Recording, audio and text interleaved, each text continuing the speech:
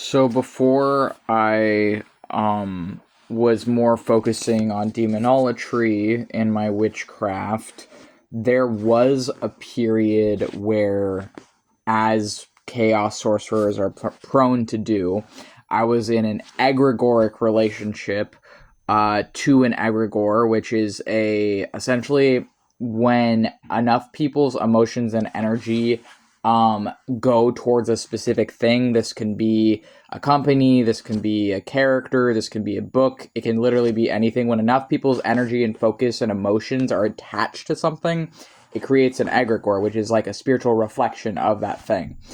A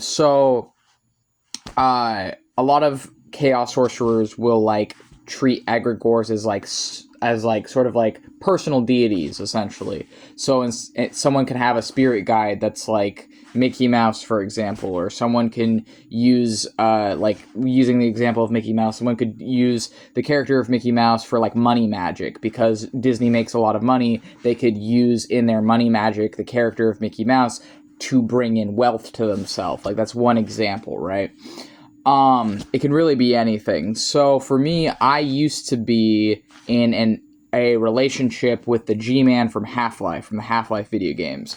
Because when I was earlier in my 20s, the character of the G-Man from the Half-Life video games was a character that I felt represented like the god of the Half-Life games, but I also felt like my personal interpretation of the character of the G-Man from the Half-Life games is I see him as like both the Satan or devil and devil and also god of the Half-Life universe, essentially, or video games. And I see him as a sort of like alien, like a demiurge figure.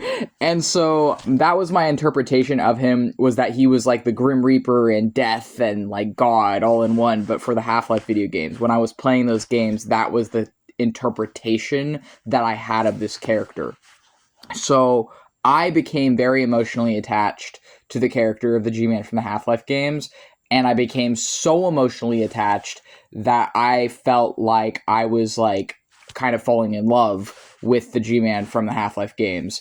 And I essentially started working with the G-Man from the Half-Life video games as a personal deity or as an egregore, like a similar to the example I gave of how someone could use Mickey Mouse for money magic. I was using the G-Man from Half-Life as like a guide in my life for that time to help me, to help teach me things that I needed to learn, such as like setting boundaries and feeling confident in myself, feeling happy in myself, and like respecting myself more. And I'm trying to think of like specific examples I could give for what this character taught me. A lot of our relationship was very like kind of romantic, but also sort of like he behaved in a way that was similar to the actual G-Man from the Half-Life video games, where he was often like observing me from afar, rather than like directly being with me, because the character in the games observes Gordon Freeman sort of from afar, kind of keeps tabs on him, but rarely directly is with him. And it was sort of like a similar thing when I was working with the G-Man. Like, he would send me messages in my dreams and talk to me in my dreams, but in my day-to-day life, it was more like he was sort of observing me from afar is how it felt, which people could say, oh, well, isn't that the same with like any sort of spiritual relationship? Not for me as a witch. I'm much more used to like spirits just like directly talking to me, being like very actively involved in my life and day-to-day life. But with this egregore, it was a different sort of relationship, and that was fine. And I reached a point where I was sort of like spiritually married to the G-Man from Half-Life, but we did eventually at some point break up, and it was around when I started to realize that the form of like new age stuff I was in was really like toxic and self-destructive to me. And I also like distanced myself from him and from the character of GLaDOS, in large part due to realizing that I no longer believed in reality shifting, which was a cult I used to be in, and I am going to refer to it as a cult. And I started to view my experiences through a more psychological and mental lens, through like lucid dreaming and other stuff. And my relationship to the G-Man from the Half-Life games didn't really fit into the new lens I had adopted for my experiences at that time as a Chaos Mage, where I was viewing things more through... I went from viewing things more through like there's infinite universes and all these other universes exist. So there's a universe where you're like in a relationship to the G-Man from Half-Life, and I have to do is essentially merge that universe and pull it to this one and then live this one. And that's how I used to see it. But then I realized I don't really necessarily believe in that anymore. I think that this is more like, I don't think there actually is any proof of multiverse. I think it's more just like an idea people came up with, and I think it's a good idea, but I don't actually think that's necessarily something I believe. So then I was thinking of my experiences through a more psychological and mental lens, and I'm like, oh, well, actually, I think that a lot of these things can be explained through like people having experiences similar to those experiences people have while taking psychedelics, but some people just don't need psychedelics to have these experiences.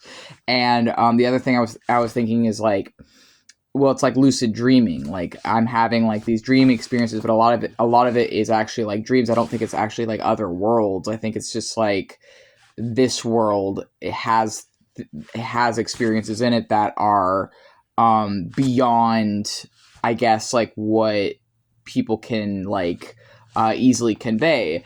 And so then I like traded the like more new age lens for a more like psychological lens. And at that time I was just kind of going through a lot of shit. So I'd also been like disowned and was dealing with a lot of trauma. So I started to distance myself from the G-Man from Half-Life. And then I started working more with like demons and more solidly working with like demons and other things instead of the more like focusing on like the characters that I had being my spirit guides before.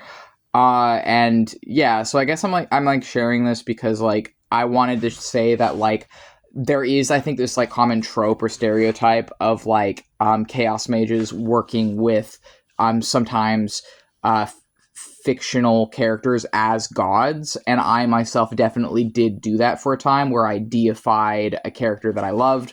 And essentially had them be a spirit guide for me during that time.